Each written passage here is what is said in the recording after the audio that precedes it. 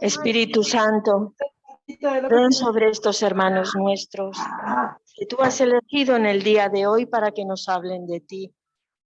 Toca su mente, purifícala, condúcela, toca su corazón, toca sus sentimientos, su memoria, su inteligencia, su libertad. Tócalo todo, Señor, y hazlo conforme todo a tu voluntad, para que tú te puedas manifestar a través de ellos. Y a nosotros, hermanos, que estamos todos reunidos, te pedimos, Espíritu Santo, que nos des oídos de discípulo. Danos un corazón dócil para acoger todo aquello que tú hoy nos quieres mostrar. Bendito y alabado seas. Y a ti, María, Madre nuestra, los ponemos bajo tu protección y te decimos: Dios te salve, María, llena eres de gracia, el Señor es contigo, bendita tú eres entre todas las mujeres y bendito es el fruto de tu vientre, Jesús. Santa María, Madre de Dios, ruega por nosotros pecadores, ahora y en la hora de nuestra muerte. Amén. Gloria al Padre, al Hijo y al Espíritu Santo, como era en el principio, ahora y siempre, por los siglos de los siglos. Amén. ¿Cómo están? Qué bueno. ¿Cuántos se sienten bendecidos? A ver, levante la mano. Eso. Un fuerte aplauso al Señor.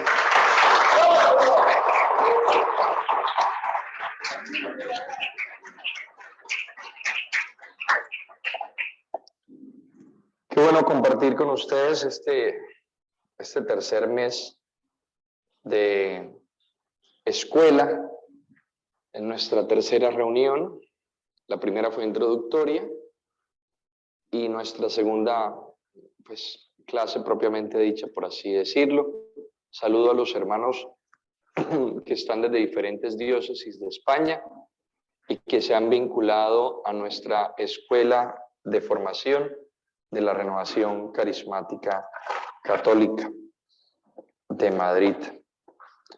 Qué bueno poder compartir con ustedes este espacio espiritual y, como ya es costumbre, iniciamos con una pequeña enseñanza sobre la identidad de la renovación carismática, para luego adentrarnos en los diferentes niveles de formación. ¿Alguno viene por primera vez hoy, de los que están presentes? Muy bien, bienvenidos, un fuerte aplauso de bienvenida.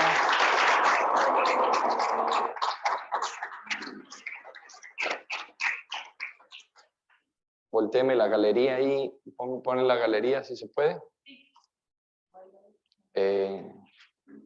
Eso, ¿y quién viene por primera vez? A ver, prendan las cámaras los que están en las casas, no los veo. Cosme, no se rasque la cabeza, tranquilo. Ya lo vimos. Muy bien, ¿quiénes vienen por primera vez? Levante la mano los que vienen por primera vez, que están allá en las casas. Muy bien, un aplauso también para ellos.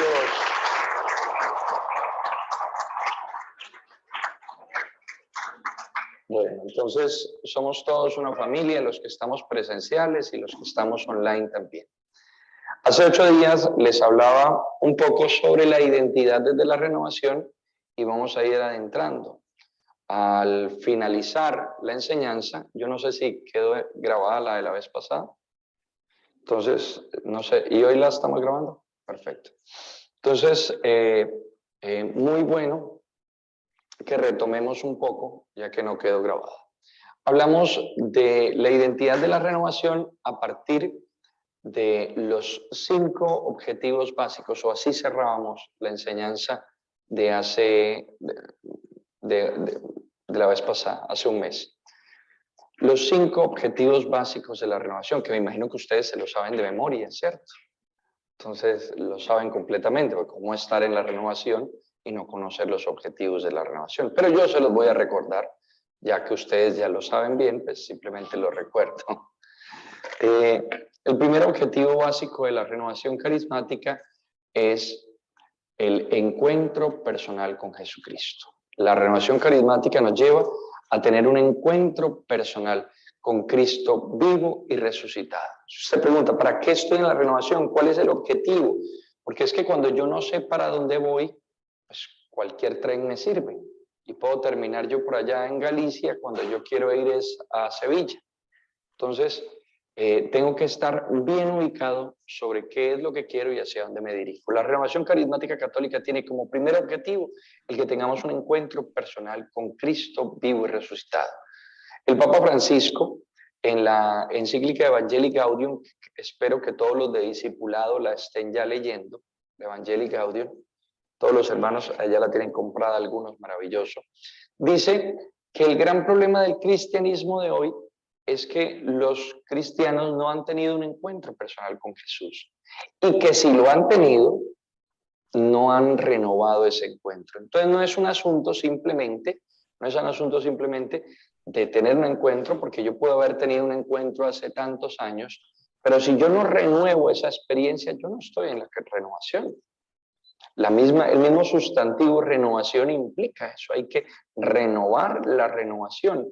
Lo que se estanca se termina pudriendo, el agua que se estanca se pudre. Y hay muchos estamentos dentro de la renovación, obviamente no aquí en España, en otros países, que ya huelen a podrido, porque están estancados. Incluso muchas cosas en nuestra iglesia están como estancadas. Si algo puede regalar la renovación a la iglesia es su misma identidad. Por eso es tan importante entender la identidad. Cuando culminen los 5 objetivos, daré un puntalazo sobre lo que es la renovación propiamente dicha. Entonces, el primer objetivo es tener un encuentro personal con Jesús. Incluso el Papa Benedicto XVI en la Deus Caritas Es, me lo han oído repetir muchas veces, dice que el cristianismo no es un cambio moral. Hay gente que cree que es cristiano porque dejó de beber, que es cristiano porque dejó de robar o dejó de mentir o dejó de fornicar o dejó de, qué sé yo. Yo soy cristiano porque yo antes hacía esto y ahora no lo hago. Y dice el Papa Benedicto, el cristianismo no es un cambio moral. Usted puede hacer cambios morales y no ser cristiano. También decía el Papa Benedicto en la Deus Caritas Es, el cristianismo tampoco es un concepto teórico, no es un conocimiento intelectual. Yo puedo saberme la Biblia de memoria, yo puedo conocer los dogmas, inclusive haberme leído el catecismo 10 veces y saber cada uno de los artículos del catecismo y no ser cristiano. Es más, hay muchos teólogos que no me escuchen, que no son cristianos, aunque se dicen ser cristianos. Y hay muchos feligreses que vienen a misa todos los domingos y no son cristianos. Hay algunos curas que puede que no sean cristianos. Porque el cristianismo no es un concepto teórico ni es un cambio moral. No es simplemente ser una persona buena, que no mate, que no robe, que no haga daño a nadie, o una persona que tenga conceptos intelectuales o información sobre Dios. Dice el Papa Benedicto, el cristianismo pende del encuentro personal con Jesucristo. Cristiano es el que se ha encontrado con Cristo. Yo no puedo ser cristiano sin haberme encontrado con Cristo. Y la renovación carismática me lleva a mí a ese encuentro personal con Cristo vivo y resucitado. Ese es un objetivo, llevarnos a ese encuentro. Y si ya lo hemos tenido, renovarlo diariamente. Les contaba el mes pasado una frase de mi padre fundador, Monseñor Alfonso Uribe Jaramillo. Decía, el Pentecostés tiene que ser diario, progresivo, permanente y dinámico. Un Pentecostés diario, permanente. Yo no puedo decir que me encuentro con el Señor y ya mañana qué. O porque yo me encontré hace tantos años ya que. Hay un texto bíblico que siempre traigo a colación y es el del maná. ¿Recuerdan cómo comían el maná en el desierto el pueblo de Israel?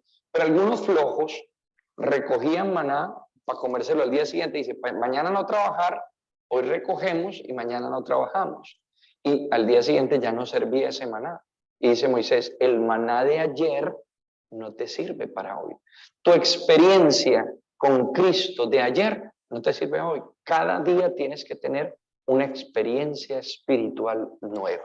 Segundo objetivo de la renovación, una apertura a la acción del Espíritu Santo. Apertura a la acción del Espíritu Santo. Es que no podemos ser cristianos auténticamente si no estamos abiertos al Espíritu Santo. Hay gente que tiene una relación buena con Jesucristo, tal vez como la primera relación que tenemos de pequeños con Jesús. Claro, es verdadero Dios, pero también es verdadero hombre, es tangible, es empíricamente comprobable, es un hecho histórico que existió Jesús. Ya múltiples historiadores, incluso judíos, paganos, hablan de la existencia de Jesús. Fue un acontecimiento histórico el que haya vivido, el que haya venido a la carne y el que haya transformado el mundo a partir de su predicación, de su muerte en cruz y de su resurrección. Tanto así que usted le puede hablar a un budista, un musulmán, le puede hablar un ateo y tiene que decirle, cuando usted le pregunta ¿en qué año estamos? Le tiene que decir en el 2021. ¿2021 qué? ¿2021 qué? Porque la historia de la humanidad no fue hace 2021 años, hace más. A 2021 después de Cristo. Por lo tanto, partió la historia de la humanidad. Hay un hecho histórico que parte la historia. Ningún otro personaje histórico ha partido la historia de la humanidad. Por tanto, es un hecho comprobable científicamente. Entonces, es asequible para muchos la realidad de Cristo. Para otros ya se les hace más difícil, pero bueno, ya empiezan a relacionarse con Dios Padre. Algunos porque tienen experiencias personales que les han marcado con su papá, con su filiación, con su relación paterna, entonces les cuesta eso de entender un Dios Padre, pero muchos también incluso entran con esa relación con Dios Padre mucho antes de la relación con Jesucristo. Para algunos la creencia en Dios es sencilla, pero la creencia en Jesucristo es más compleja. Pero lo que sí es cierto, y es que el gran desconocido de la Santísima Trinidad es el Espíritu Santo.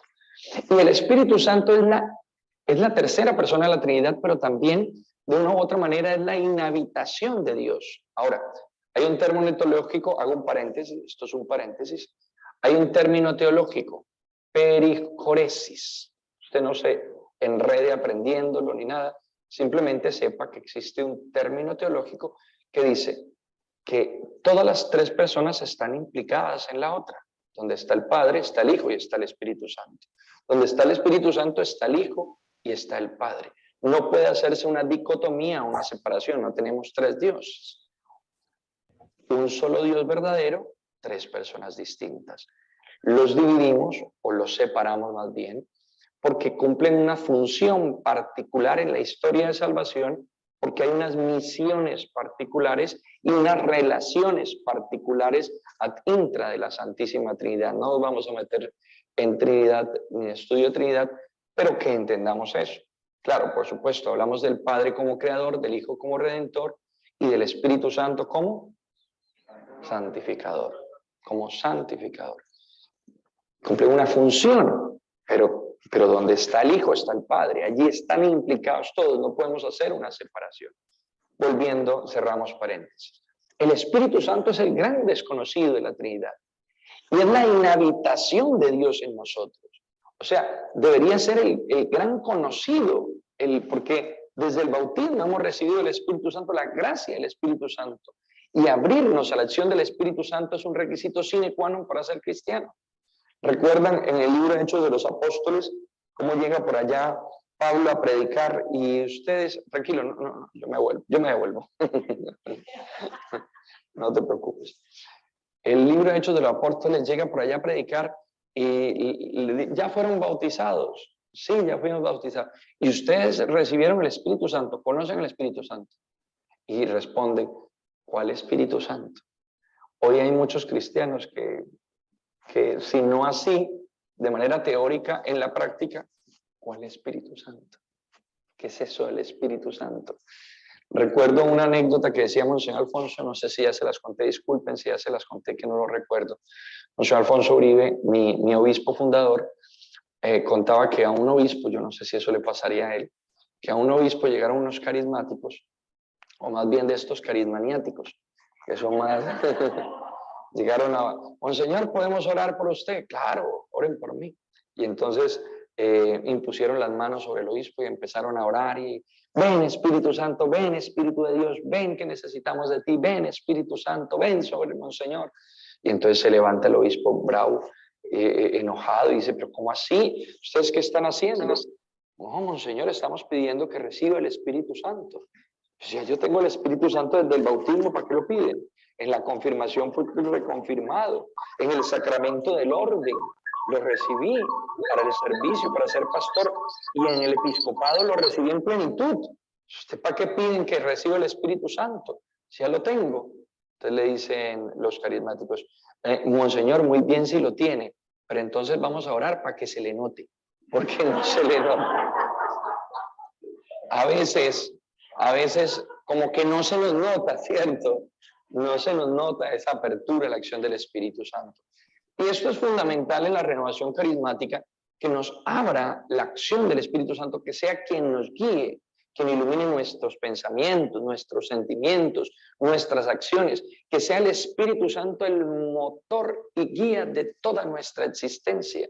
El Espíritu Santo tiene que ser el centro de toda nuestra vida espiritual. Y si no tenemos esa relación con el Espíritu que hemos recibido desde el bautismo, pasa lo que dice San Pablo en la carta a los tesalonicenses, que muchos cristianos terminan entristeciendo el Espíritu, apagando el Espíritu. Incluso en algunas partes hay personas que son buenas como para extinguir el Espíritu, como esos extintores, así como el rojo que está allá, y cuando vea cualquier manifestación del Espíritu, va, corre y la apaga. No, deje el fanatismo. No, es que quiero rezar, es que quiero hacer una vigilia. No, eso para qué tanto. No, es que siento la necesidad de hacer un servicio en casa. No, eso para qué. Vea, es que yo me siento motivado a leer más. ¿Para qué lee tanto la Biblia eso? Hay gente que va apagando el Espíritu y nosotros nos dejamos apagar el Espíritu. Ojo, que tampoco estoy hablando de exageraciones, estoy hablando de un sentir normal y natural. Obviamente el Espíritu nos hace tener hambre de la palabra, nos hace tener hambre y sed de Dios, nos hace tener necesidad de buscar las cosas santas, de acercarnos a la oración. Es el maestro de la oración, es el alma de la misión. No podemos nosotros dirigirnos a la misión si no es por el Espíritu Santo. No podemos orar como conviene si no es por el Espíritu Santo. No podemos proclamar el señorío de Cristo si no es por el Espíritu Santo. Él es el que nos revela la verdad. Él es la luz. Bueno, ya tendremos una enseñanza propia sobre el Espíritu Santo y daremos este tema. Pero saber que la renovación carismática nos lleva a abrirnos a esa acción. Y es una acción novedosa. Durante muchos siglos se vio esto del Espíritu Santo como peligroso, Esto de la acción del Espíritu, esto de los carismáticos o estos movimientos pentecostales, estos movimientos espirituales son como peligrosos, claro, porque se cayeron en excesos. Hay una famosa herejía de los primeros siglos que es el montanismo. Y esta herejía del montanismo llevaba una apertura tal a la acción del Espíritu Santo que se obedecía ciegamente a las mociones interiores y se pasaba por encima de la doctrina, se pasaba por encima de la jerarquía, se pasaba por encima de las realidades institucionales, se pasaba por encima de los maestros espirituales, de todo, ¿no? A mí el Espíritu Santo me iluminó esto, entonces como me iluminó esto, entonces yo voy a hacerlo. Recuerdo una señora por allá en un pueblo de Antioquia, cerca de Medellín, una niña que me decía, padre, es que a mí se me apareció la Virgen, y la Virgen y el Espíritu Santo me dijeron que yo tenía que dejar a mi marido, que este no era el marido que Dios quería para mí. Entonces yo me conseguí uno nuevo obedeciendo al Espíritu Santo y a la Virgen. Yo vea, o sea, qué buena forma para sustentar el adulterio aquí, ¿no? Para fortalecer. Cecilia, no se ríe, que está mostrando, pelando el cobre. José, venga aquí, organice esto aquí. Entonces, sí, hay excesos que se pueden caer. Es que el Espíritu Santo me dijo, recuerdo una señora, una predicadora, alguna vez en plena asamblea se le acercó a alguien, estaba allí con su esposo y se le acercó y le dijo, el Espíritu Santo me muestra que usted es un adúltero y usted ha hecho, y estaba la señora, los hijos, esa asamblea llena. Pues no creo que el Espíritu Santo le esté revelando los pecados de otras personas y mucho menos vivirlo de esa manera. Esos excesos son los que ha hecho que la iglesia vea como eso de los que se abren al Espíritu Santo como raros. Claro, pero es un péndulo hacia el extremo. Pero hay otro péndulo hacia el otro extremo en el que podemos haber caído, y es el péndulo a no abrirnos a la acción del Espíritu Santo por temor. Incluso se creía que esa apertura a la acción del Espíritu Santo era propia de un grupo selecto, los santos. Pero para los demás eso como que, no, eso no es para mí, ¿qué soy? Yo soy un peligrecito más. No. Si algo nos ha abierto la renovación carismática católica es a mostrarnos que esa apertura del Espíritu Santo es una obligación para todos como cristianos. Tenemos que abrirnos a la acción del Espíritu Santo, dejarnos guiar por ese maestro interior. Que se hayan dado excesos no implica que podemos caer, que caigamos en el defecto. Y siempre hay como ese movimiento pendular que es histórico, no solo en la iglesia, sino en la política, en la literatura. Usted ve que pasan de un extremo izquierda, ahora al otro extremo derecha, al otro extremo. Un movimiento pendular, maniqueo, que hace dicotomías y que no muestra el verdadero sentido de la voluntad de Dios. Recuerden la máxima tomista, la virtud está en el medio. La virtud está en el medio. Y nosotros allá en Colombia decimos, yo no sé si esa expresión la dicen por acá, ni mucho que queme al santo, ni poco que no lo alumbre. ¿Cierto? Entonces usted pone la velita, no vaya a quemar el santo, ni tampoco lo va a dejar sin alumbrar. Ahí, en el justo medio. Y esta apertura a la acción del Espíritu Santo tiene que ser dentro de la doctrina, tiene que ser dentro, que vaya acompañada de la palabra de Dios, con el acompañamiento de la iglesia, de los sacerdotes. El mismo Concilio Vaticano II nos dice que quien discierne esa acción del Espíritu Santo en los feligreses, en los fieles, es el pastor. Tiene una gracia especial del Espíritu conferida por el sacramento del orden para discernir. Obviamente hay carismas de la iglesia, hay sacerdotes que tienen un conocimiento particular sobre aspectos particulares. Yo no voy a decir, va a ser más difícil que un sacerdote que esté dentro del movimiento de los catecúmenos, yo le empiece a hablar de cosas carismáticas porque no tiene ese conocimiento ni esa apertura. Entonces hay que buscar nuestros pastores, el asesor de la renovación, etc. Bueno, eso es evidente. Entonces, esa apertura de la acción del Espíritu Santo es propia de la renovación carismática. Y hay que tener cuidado, repito, en no caer en los excesos, en que cayeron incluso herejías como el montanismo, por pasar por encima. A mí el Espíritu Santo no me puede decir cosas contrarias a la Sagrada Escritura, ni cosas contrarias a la doctrina, ni cosas contrarias a la jerarquía. ¿Por qué?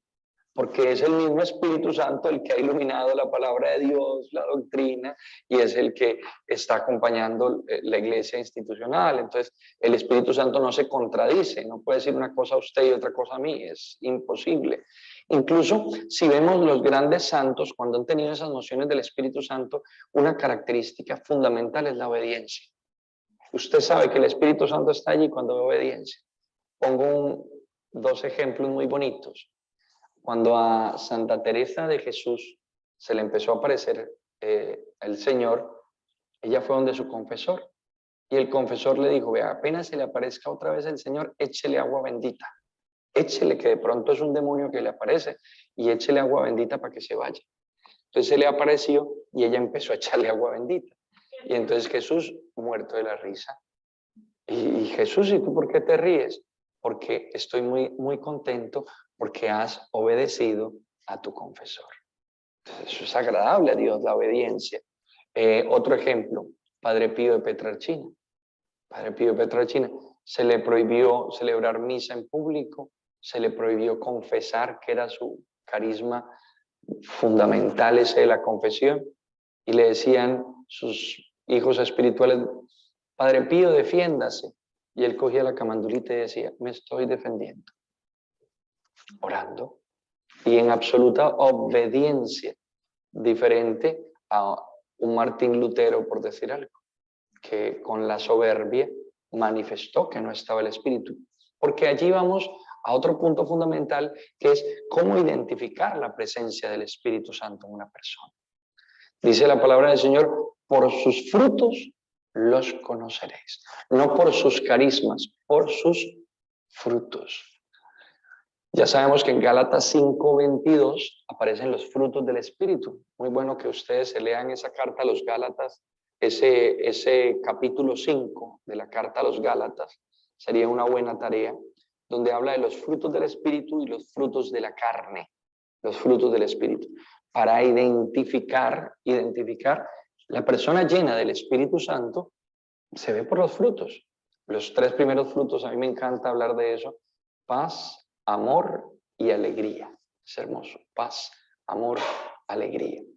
Benignidad, mansedumbre, dominio de sí mismo, prudencia, paciencia, amabilidad, bondad.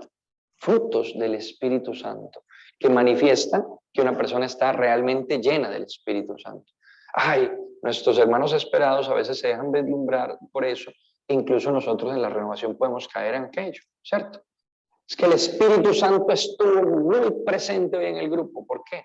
No, porque hubo palabra de conocimiento, porque hubo profecía, porque hubo sanación, qué sé yo. Entonces, estuvo presente. Y cuando no, entonces no estuvo presente. Como si la presencia del Espíritu manifestara. Eso, yo sé que una persona está llena del Espíritu Santo por su santidad de vida. Decíamos, el Padre crea, el Hijo redime, el Espíritu Santo santifica. No dice da carismas, no. Santifica. Entonces, lo que muestra la presencia del Espíritu no son los carismas del Espíritu, sino los frutos del Espíritu. La santidad de vida, ahí se evidencia la presencia del Espíritu. Yo abrirme a la acción del Espíritu Santo es empezar un camino de santidad. Y le decía hace un mes, la reflexión hablaba de los 2 movimientos del Espíritu Santo, un movimiento ad intra y un movimiento ad extra, si lo recuerdan. El movimiento ad intra es un movimiento santificador, el movimiento ad extra es un movimiento predicador, evangelizador. Viene como viento huracanado que sale afuera y manifiesta la gloria de Dios, pero también como una suave brisa que adentro santifica. Esa acción, esa apertura a la acción del Espíritu Santo tiene que ser clara en nosotros, tiene que ser clara, y allá hacia allá debemos caminar, dejarnos guiar por el Espíritu Santo, que va mucho más que simplemente tener manifestaciones extraordinarias. Ay, el Espíritu Santo está allá, y corren nuestros hermanos esperados protestantes porque hay manifestaciones extraordinarias, cuando lo que muestra la presencia del Espíritu Santo son otras cosas. Tercero, y está imbuido todo allí, una apertura al ejercicio de los carismas, una apertura al ejercicio de los carismas. Si nos abrimos al ejercicio de los carismas, y sabemos que ese movimiento del Espíritu Santo es adentro, pero también es hacia afuera. Antes se creía que los carismas estaban reservados para un grupo selecto. La iglesia siempre ha sido carismática. Esto es de todos los siglos, desde los primeros siglos, pero incluso en los siglos donde se ha tratado de bajarle un poco la intensidad, incluso ver como lo del Espíritu Santo un poco peligroso, vemos los grandes santos fueron carismáticos. Hay expresiones fuertísimas en los grandes santos: Santa Teresa, San Francisco, San Antonio de Padua. Hay una imagen de San Antonio que a mí me parece muy graciosa. Yo no, es como una historia, yo no sé hasta qué punto, pero me parece impresionante, que a él le prohibieron hacer milagros. A San Antonio le prohibieron hacer milagros, el superior. Le prohibió: usted no deje de estar haciendo eso, no haga más de eso. Esas cosas, manifestaciones, cariño, no haga nada de eso. Y entonces dice que estaba un señor por ahí montado una escalera y se cayó de la escalera. Y entonces cuando se cayó es que San Antonio lo paró en el aire y se fue para donde el superior. Que si me da permiso, que un hombre está cayendo de allá, que si lo puedo rescatar. Es que sí, hombre, sí, rescátelo. Obviamente yo no creo que haya pasado así, pero bueno, el que tenga la fe. Pero denota como la obediencia del santo, ¿cierto? En las manifestaciones carismáticas, que es muy bonito. Entonces lo dejo ahí, vi como en el aire el tipo, ¿me salva o no me salva? Los carismas, a partir del Concilio Vaticano II, cogieron mucha fuerza y si ustedes ven, el Concilio Vaticano II buscó renovar la iglesia, pero volviendo a la tradición, volviendo a la tradición. Hoy me parece muy paradójico que haya movimientos integristas distantes, gracias a Dios, de la renovación carismática, movimientos integristas que le llaman algunos conservadores, pues, que no es la palabra porque toda la iglesia es conservadora y toda la iglesia es progresista. Somos conservadores porque conservamos la doctrina de Cristo y somos progresistas porque vamos avanzando con la historia de la humanidad. Caminamos con los hombres y progresando espiritualmente. La iglesia es teándrica. ¿Qué significa eso? Que es humana y es divina. Como divina es inmutable, inmutable. No podemos no vamos a cambiar lo que Jesús dijo, no podemos cambiarlo. Cambiar los 10 mandamientos, porque es que hay un mandamiento que ese de no matar no me gusta, vamos a quitarlo para que se pueda abortar. No. La iglesia es inmutable por ser divina, eso es incambiable, entonces somos conservadores de la doctrina, pero somos progresistas en las formas, porque la evangelización debe ir de acuerdo a la cultura en la que estamos, al lenguaje en el que estamos. Si hay una característica de la pedagogía divina, la pedagogía de Dios, como Dios enseña, es la condescendencia, es un elemento fundamental.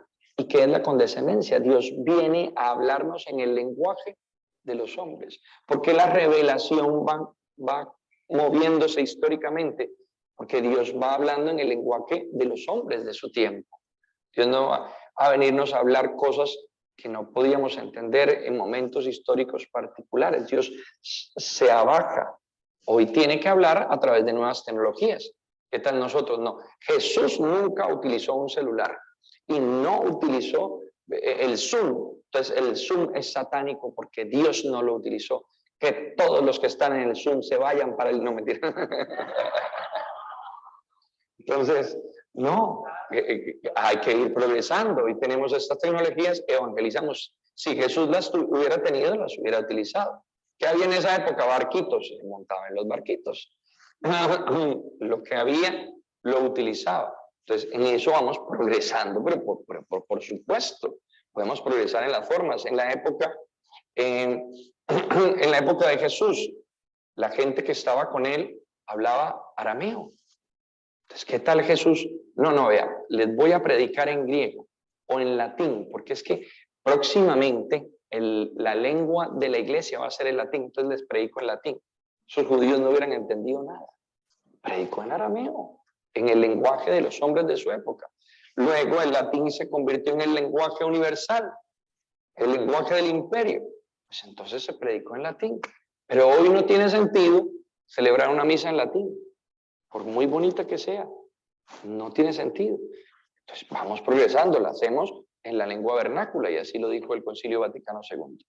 Entonces, cierro el paréntesis, la iglesia es teándrica. Entonces esa cuestión de esos movimientos progresistas y conservaduristas, esa discusión no debería marcarse en el seno de la iglesia católica, porque toda la iglesia es conservadora y toda la iglesia es progresista. Depende de usted de qué aspecto esté viendo. ¿Se entiende eso? ¿Me hago entender? Entonces, esto ya sé que tengo pocos minutos, tranquilo. No esconda que así se ve más. Entonces, esto en la renovación carismática, gracias a Dios, no se ha visto esto, pero en algunos movimientos dicen como que todo lo que eso que es carismático es como muy moderno, cuando el Concilio Vaticano II lo que hizo es volver a la tradición. Aquí ya cojo la idea. Volvimos a la tradición. ¿A la tradición cuál? A la tradición de los primeros siglos. Esa es la tradición que tenemos que buscar. Y hay movimientos conservadores que hablan de la tradición, pero hablan de la Edad Media. Volvamos, respetemos la tradición. ¿De qué tradición me hablas tú? De cómo se manejaba la iglesia en la Edad Media, conforme a un concepto histórico y cultural propio de la época, pero que ya no es el de hoy. Si tú me hablas de volver a la tradición, yo tengo que volver a los primeros siglos. Entonces, volver a las fuentes bíblicas, el Concilio Vaticano II, volver a las fuentes litúrgicas, volver a las fuentes patrísticas. Es muy hermoso. Y allí en el Concilio Vaticano II está contenido esta experiencia carismática y se nos muestra cómo los carismas son para todos, no para un grupo selecto, son para todos, porque no son manifestación de santidad. El carisma Dios se lo da a quien se le da la santa voluntad. Muy bien, muy bien. No va a decir la gana, no sé cómo se les ocurre. Dios se lo da a quien se le da la santa voluntad, a quien quiere. ¿Por qué? Porque dice la carta a los Corintios que es para provecho común. ¿Para qué son los carismas? Para el provecho común, no son para mí. Incluso yo puedo ser, les he puesto siempre esa expresión de Dante Alighieri, como el ciego en el purgatorio, un ciego con una linterna atrás. Y le pregunta a Dante, ¿por qué estás así? Porque iluminé a mucha gente, pero no me pude iluminar a mí mismo. Yo puedo tener carismas y eso ser para el bien común y yo estar alejado de Dios. Incluso les conté hace un mes, como en la primera carta a los Corintios, en el capítulo 1 dice, ustedes Corintios tienen todos los dones del Espíritu, pero luego en el capítulo 2 y en el capítulo 3 les dice, ustedes no son espirituales, ustedes son carnales, son como niños. Tienen los carismas, pero no son espirituales porque no tienen el Espíritu Santo. ¿Qué manifiesta el Espíritu que tiene el Espíritu Santo?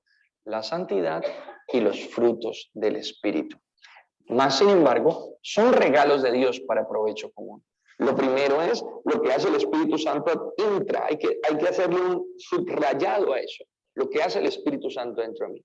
Pero también hay una manifestación ad extra. ¿Y a quién se le dan carismas? A todo el mundo. Es muy común que en la renovación, cuando la gente está comenzando en la renovación, ay padre, yo que no tengo ningún carisma. Ay, ¿yo qué carisma tendré? Todo el mundo tiene carisma, yo no tengo carisma. Sé lo que no tiene es cerebro, pero carisma sí tiene. Mentira, para que se ríen. Todos tenemos carismas desde el bautismo. Hay unos que los vamos descubriendo, pero siempre pensamos, hay carismas ordinarios y hay carismas extraordinarios. Todos hemos recibido y debemos de recibir el carisma por antonomasia, que es el Espíritu Santo, que es el amor de Dios, el carisma del amor. Puedo hablar las lenguas, puedo hacer milagros, puedo conocer las lenguas de los ángeles, puedo tener la sabiduría de Dios, puedo mover montañas, pero si no tengo amor, nada soy.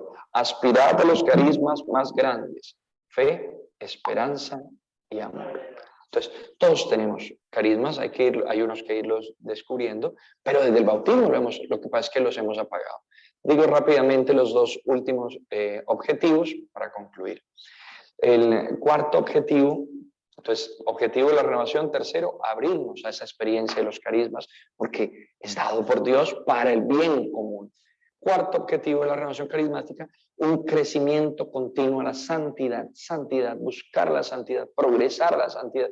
Claro, si me abro al Espíritu Santo, tengo que caminar hacia la santidad, si no, no estoy abierto al Espíritu Santo. Y por último, la evangelización, la apertura a la evangelización. Todo aquel que ha recibido el Espíritu Santo inmediatamente va a contarlo. Se vuelve un chismoso, un cotillero de primera categoría. Obviamente, si usted recibe una gracia tan grande, usted no puede quedar callado. Los apóstoles en Pentecostés con miedo recibieron el Espíritu Santo y hablaron y empezaron a predicarlo. El Espíritu Santo nos hace salir a manifestar la experiencia. Es muy importante que nosotros entendamos la identidad carismática. Si Dios quiere, dentro de 8 días voy a profundizar en las dos palabras propias del nombre. Renovación, ¿qué significa renovación? Y ¿qué significa carismática? Dentro de un mes. Voy a profundizar por lo menos someramente. Hay un documento muy bonito de Raniero Cantalamessa sobre esto. Quiero invitarles entonces a la tarea. Leer siquiera el capítulo 5 de la carta a los Gálatas y leer la carta a los Corintios. Vamos a leer la carta a los Corintios para ir adentrando. Tienen un mes para eso, pues eso es cortico y eso es muy bonito, nos va a ayudar mucho. Y sobre todo a enamorarnos de esta corriente de gracia. Pregunta, ¿estos 5 objetivos propios de la renovación carismática son solo para la renovación carismática? No. ¿Un catecúmeno tendrá que vivir estos 5 objetivos? ¿Un focolar? ¿Alguien del Opus Dei? ¿Un legionario de Cristo? ¿Sí? ¿Cualquier obispo? ¿El Papa tiene que vivir esto? Y entonces, ¿qué es lo que nos hace diferente? ¿Cuál es el misterio? Porque estos 5 objetivos son como comunes en la iglesia. Entonces, ¿qué es la renovación carismática? Una corriente de gracia del Espíritu Santo. Qué bonito, se lo sabe de memoria. ¿Qué es? ¿Qué es? ¿Qué es? ¿Qué es? Entonces, si es, el concepto está bien, una corriente de gracia, pero entonces, si es una corriente de gracia dentro de la iglesia, ¿a qué está llamada? ¿A qué?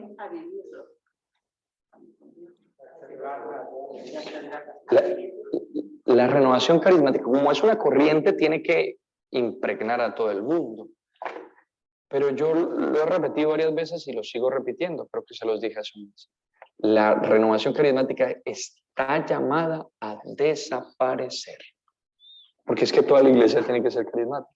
Nosotros estamos constituidos como un movimiento, pero no somos un movimiento en la iglesia.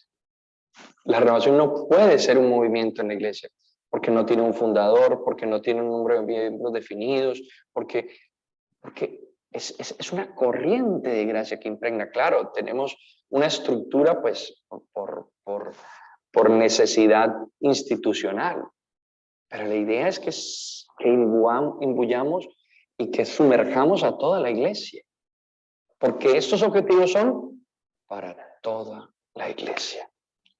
Entonces, que nosotros realmente vivamos estos 5 objetivos y que dentro de la renovación vayamos caminando a también transmitirlos a todos. Vamos a tener ahora un periodo de receso, que aprovechen los hermanos que están online para organizar las salas, para estructurar todo este espacio que vamos a tener ahora de formación. Tenemos el receso y después del receso nos vamos a dividir por niveles. Recuerden que hay 3 niveles. Nivel de querigma, los que están iniciando, nivel de discipulado, los que ya tienen un proceso, y nivel de palabra de Dios. Asimismo, habrá salas para vivir online este momento. Aprovechemos al máximo estos espacios espirituales que se nos dan, no sé. Una pregunta online. ¿Cuál de las 2 cartas a los Corintios? La primera. Gracias, Cecilia. Wow, eso tenemos aquí. ¿Hay alguna pregunta aquí? No. Tenemos Padre, buenos días. Granada, Miriam. Quiero preguntarle. La tarea, leerse la primera carta a los Corintios y leerse la carta a los Gálatas, el capítulo 5 de la carta a los Gálatas. Padre, ¿me puedo leer toda la carta? Padre. Ojalá se lea toda la Biblia. No hay problema. Pero esa nos habla. Hay una frase muy fuerte de la carta a los Gálatas, con eso concluyo. Estúpidos Gálatas. Empezar con el espíritu y terminar con la carne. Y hay muchos carismáticos que a veces se nos puede apropiar eso. Estúpidos carismáticos. Empezar con empezar con el espíritu y terminar. ¿Por qué? Porque no renovamos la renovación. Es una experiencia que hay que renovarla constantemente. Vamos entonces al receso. Y por favor, los que están online aprovechan para organizar las salas. Padre. Distinto para querigma, discipulado se queda en este link y palabra de Dios tendrá un link diferente. Vamos entonces al receso. La gracia de la presencialidad nos permite compartir un refrigerio ahora.